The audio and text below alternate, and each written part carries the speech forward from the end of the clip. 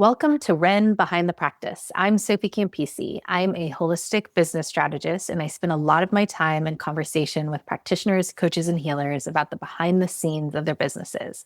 What I started noticing is that some of the most honest, important conversations about building a practice were happening quietly, one-on-one, behind the scenes, in isolation. And there's still so much internalized guilt and shame when the business side of things isn't working the way that we hoped, even when the work itself is amazing and powerful. This podcast series exists to bring those conversations forward. The dreams, the uncertainty, the highs and lows, the recalibration, the messy middle.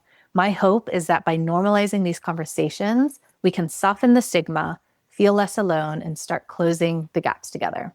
Today's guest is Angela Johnson. Angela is a board-certified nurse coach that moved to a Greek island. She's building a business that restores what's missing in healthcare and empowers her clients to take supported steps forward on their wellness journeys.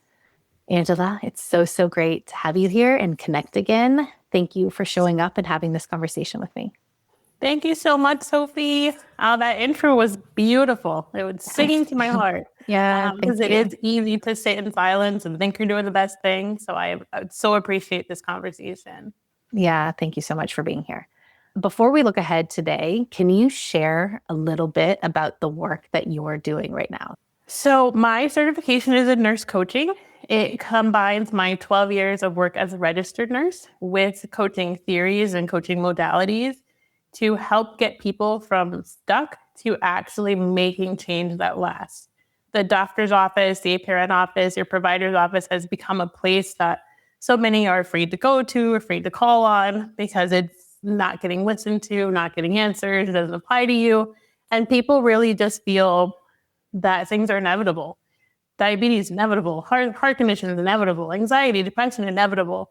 So much is kind of in our laps and we don't know what to do with it. And nursing was created to support wellness, prevent disease, actually be in those moments with people. And when I found nurse coaching and realized I could sit in those moments with people and not be rushed with a clipboard or a computer or a provider saying, where's the next patient? No one coming even. There's just stop and sit in space where the doctor's coming. And we hold that space for a long time. So I want to bring back the time so people can actually move forward. Tell me more about nurse coaching specifically. Can you give us some more context for when you say nurse coaching? So nurse coaching, the title can be a bit deceiving. I often get, do you coach nurses? No, I could. There are some of us that do. We can focus on hospitals, healthcare, and focus on nurse retention and supporting nurses in their wellness because we're often a practice that forgets about ourselves. We give and give and give, and I can speak to that. We don't often give to ourselves. But it's also a practice that just supports people and where they are. Some specialize specifically in heart disease, diabetes, women's health, neuroscience. Some work in mental health. So you can support people on their wellness in whatever regard that is. My background is in mental health, neuroscience, and addiction and recovery. I see. So you can be basically the supporter and enhancer to someone's journey through whatever ailment or chronic thing that they have. So they're going to this specialist and then they have this follow-up and then they go to this other specialist for PT or whatever, and you can support them on their whole journey, like their holistic experience through that as like their... We say guide sometimes. Guide, concierge is what was coming through, but like you're their person. Like you can be with them across doctors, across medical systems, across ailments. And across changes, choices, but bringing that whole together. Because a 15-minute appointment can't hold your whole story, but you still deserve access to a space that does. And in healthcare, 15 minutes is kind of where we've gotten to. I still believe that nurses, doctors, all of us went into healthcare to help, but the system has taken so much of that from us that I think, like you said, there needs to be something to bridge the gap, like you said in your intro, a way to treat the whole person and give that the time it deserves. And how long have you been building this version of it? This version of you as a provider, your practice as a solopreneur? I started my journey to become a nurse coach last January 2025. So I did take an additional certification to sit for my board certification exam. I finished that in August and then transitioned to building my practice, July, August, September. And before that, it was nursing. So you were working in offices. You were just Yep, I doing. was a nurse at the bedside. I've done inpatient, I've done clinics, I've worked in the hospital, I've done home care. Yeah, I was the nurse always going to see the patients physically. So even that having to transition to helping people virtually was a journey, in and of itself. Right. For So sure. before you were an employee, like, is that it was Mhm. all classic kind of employee. Then you took this new certification. Now you're an entrepreneur. Now you're. Yep. I say it was thrust upon me. Yeah. I think maybe I always saw it as my finale, you could say, to be a business owner, but it wasn't something I thought would be so soon. The idea to have an ability to work remotely came during a life change with my family when we wanted to move outside of the country and go on an adventure, you could say. But being someone who's so used to being an employee, you go to the hospital, you help people, rain, snow, whatever, I'm expected to show up in person. So it was definitely a mindset. How can I still use this, but without like the hand holding that I'm used to with direct care? Yeah, totally. When you look ahead, so let's shift a little bit to like the behind the scenes stuff. When you look ahead to the next 6 to 12 months, what does success look like for you if they were working the way that you wanted them to? If you even know what that would be, what would that look like? The first thing that comes to mind is finally being able to reach the people that need me. The forefront of nurse coaching is being of service. Like I said, we don't come with any agenda or someone to speak to or someone over our head guiding our care or giving us expectation. We're really just here to show up and be of service to who we can help. So my 6 to 12 month plan would be to have access to that group of people more clearly. I think as a business owner, the journey is finding where to place yourself to be of service. So that's a journey I'm still on. And I still want, I think I hope to be able to show up better for myself, say 12 months from now, not in a space of what to say, how to say. Sharing my life in this version is very new to me. I'm a private person outside of the business owner. So that's been a journey of itself. What does it look like for you when you say showing up for yourself more? Also, before I ask that, finding your clients also means your practice is more financially sustainable. I'm assuming it also means that things are flowing internally on the business side, right? Like that is the fundamental thing to all of the other things happening. Yep. Like the flow and the financials and the growth to whatever size you want that to be, like that's there. I do want to Like make that. money, Yes. to have a profitable kids. business. And you have But yeah, I kids, you think have I a family. know. Yeah. And, we have a life we're supporting. And my husband doesn't work since we changed our lives. And he's kind of all in on supporting me in this space. So that's definitely my goal at the end of the day, that this pays off in the way that we're envisioning for ourselves. And 6 to 12 months from now, for sure.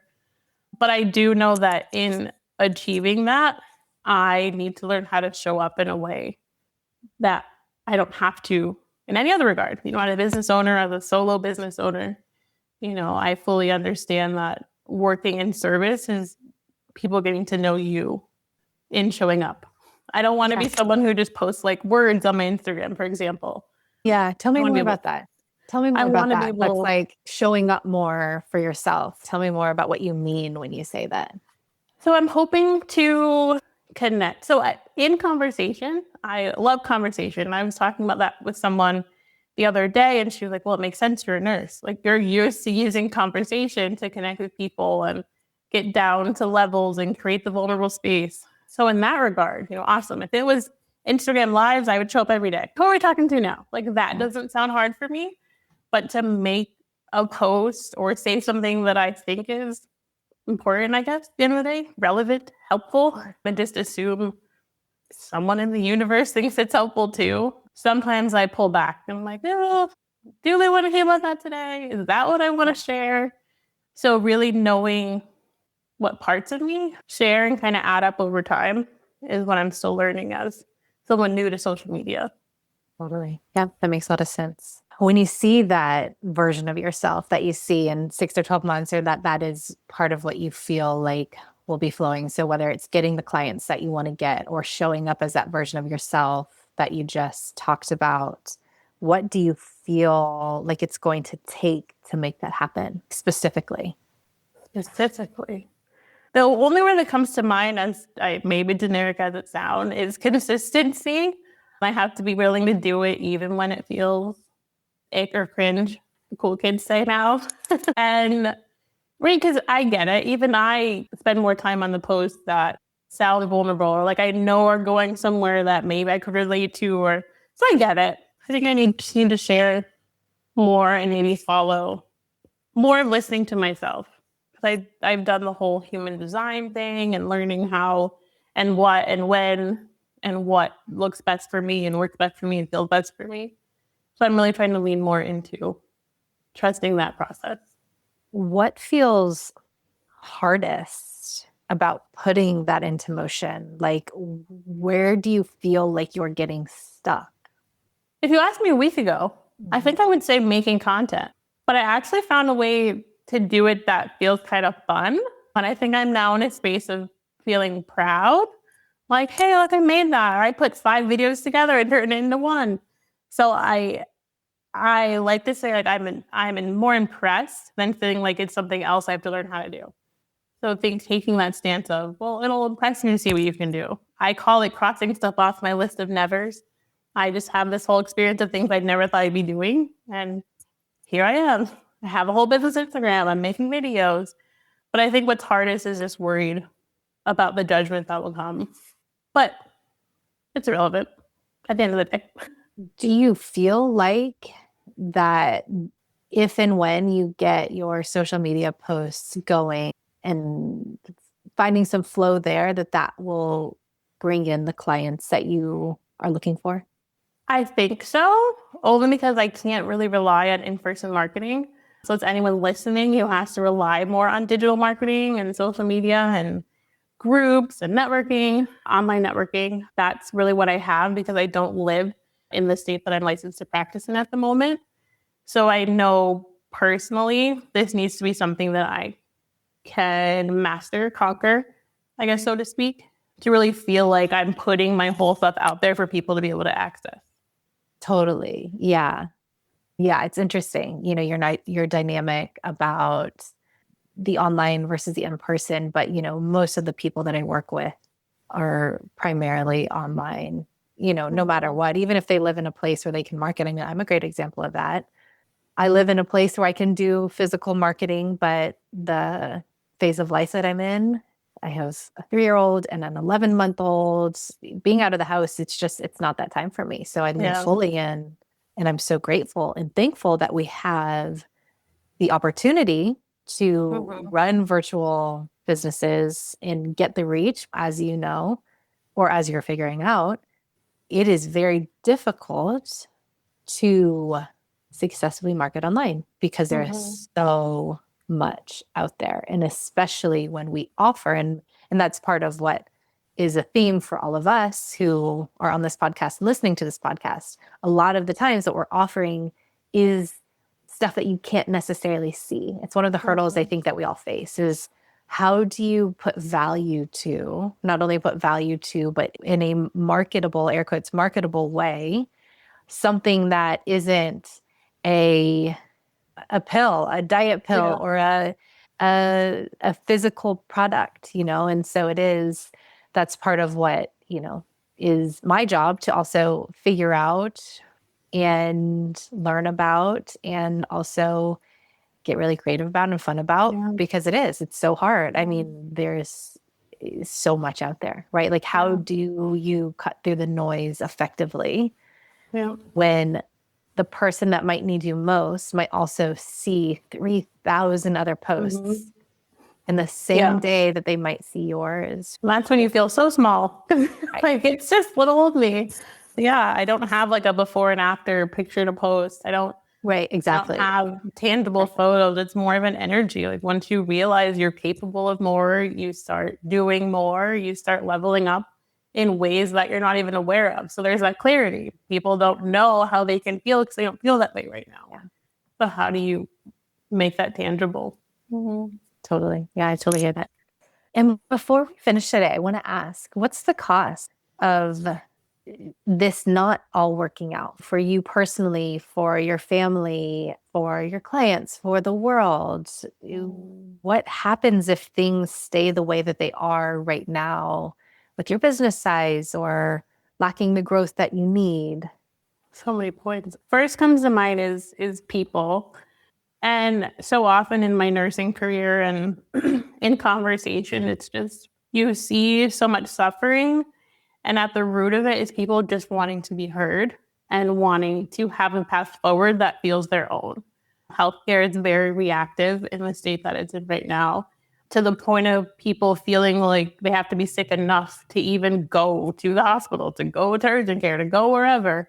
We're weighing how bad we feel with how deserving we are of spaces that care about us. So if I can't make the space for more people, I really just worry about people feeling lost and that leading to some terrible things that I'm hoping to avoid. At the end of the day, if I can help one person and that trickles down to their children, this is generational work. At the end of the day, if we can help people become better versions of themselves in their wellness, and remember that we can listen to ourselves for a lot of what healthcare is telling us we can't. And personally, I would love for this to happen. If it can't happen, I may have to look at returning to the bedside, which, wouldn't be a fail because I can still use this work at the bedside in person in my employee role. So I wouldn't regret the certification for 1 minute. But it is nice to have the freedom to walk my kids to and from school and go to lunches with my husband and actually see my friends and not work night shift and burn out on cortisol levels and not like my life. So it's definitely layered for myself and for the people that I hope to help. Yeah, amazing. Anything else you feel like you want to share today? I'm just grateful for this space to talk about the behind the scenes because I think it's easy to, like I've been talking about, I guess, be on in conversations and make sure you promote the right thing or say the one thing that hooks someone. But I think at the end of the day, it's business owning is a lot of self-work, which I think a lot of us are realizing who are listening. And it you can feel small. And I definitely do some days, but not to say that I don't think what I'm doing is important. It's just how to cut through the negativity, the noise, even the damage. A lot of these beliefs about our ability to be well are so ingrained and over such a long period of time. Me, myself, I have PCOS. I was pre-diabetic. So I thought the future meant diabetes and it was inevitable and nothing mattered. But living in Greece, having moved and been here for a year, my inflammation markers are down. My blood sugar levels are lower, just by me simply changing and choosing to exist in a way that supports my wellness, not leaning into the belief that I'm going to need to stay on these medications. I'm going to need more medications. I'm just a failure. It's so easy to focus on what we're not able to do versus, what we can do and just do more of that. So I'm grateful. Yeah. Yeah. Yeah. Thank you for sharing that. And, I just want to tell you and remind you that you aren't alone, what you're experiencing and feeling. The transformational aspect of entrepreneurship isn't something that is talked about nearly enough. How big of a catalyst for transformation, growth, massive evolution. And part of what that is because you have to continue to take action in the face of not only the unknown, but something that you don't know how to produce that result for, right? So here's a result that I need to produce. And I don't know not only if I can do it, but also most of the time, I don't even know if I can do it. So we're constantly having to gain skill, constantly having to gain competency in so many things. And beginnership is hard in anything. And so in entrepreneurship, and you know this now in the past year that you've been doing this every day, at this point, for sure, you're a year in, you're going to be doing something that you don't have competency in, and you have to gain that competency to find it. So the beginning, right? You're a beginner, you're in beginnership, and confidence comes from competence. So when you're in the beginning of entrepreneurship, inherent in that is there's going to be a lack of confidence. There might be kind of like some fake it till you make it. I don't think that's something that can carry someone actually through entrepreneurship. The real name of the game is having the willingness to be a beginner and take on a whole lot of things that you've never done before. So I want to say that and or remind you, if you haven't heard that said to you, that you are right in the right place and you're not alone. And it is so unbelievably hard. And I hope that in having these conversations out in the open more, that we can all come together more and support more and continue to build community and connection and tribe around this, so that we can all start to rise together, and not just the surface level, oh, try this different tactic, try this different tactic. Like that, I think people are just feeling fatigued from so much of that. And it's not that people are ill intention when they do it. It's just like, oh, try this, try this. Like, no, it's something deeper than that. It needs So to many be suggestions. yeah, so many suggestions, and it's way more than that. But so thank you for saying that, and Thank you. you're not alone. Yeah, I like to call them mastery experiences. You have one, you feel like you can do another, you get another one, you do more, you celebrate the little stuff, and you keep going. And I chose this hard. This life chose me, so I'm showing up. Yeah. Well, you're doing amazing, and yeah, thank you for being here. Thank you for having this conversation with me. Thank you for saying all the things that you've said. I know it's going to help others, and I'm just so grateful to be in connection with you. Thank you, Sophie. This was lovely. I needed this today. So thanks for inviting me in and holding space. Yeah, you're so welcome. And for anyone else that's listening, if any part of this felt familiar, you're not alone either. Please reach out. I want to hear from you and I want to connect. And if you want to reach Angela directly, all of her links are in the show notes. Thank you again, Angela, and we will see all of you in the next episode of Ren Behind the Practice.